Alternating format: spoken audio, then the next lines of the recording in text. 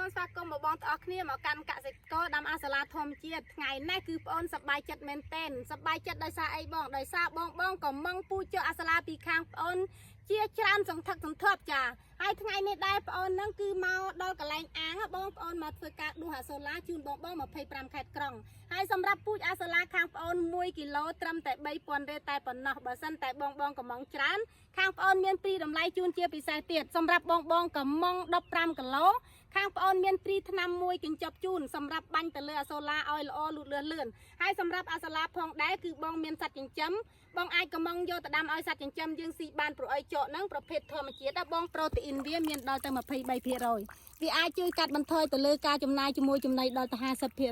ព្រោះអីចកនេះគឺដាំរយៈពេល1សប្តាហ៍ទៅ10ថ្ងៃគឺបងអាចដុសបានណាបងចឹងបងអាចមើលបានក្នុងអាងប្អូនហ្នឹងគឺសូឡាកើតល្អបងបើសិនតែបងកំងច្រើនខាងប្អូនមានព្រីតម្លៃជូនជាពិសេសទៀតចឹងគឺវីដេអូប្អូនថ្ងៃនេះគឺមានតែប៉ុណ្ណេះឯងសូមជម្រាបលាសូមអរគុណ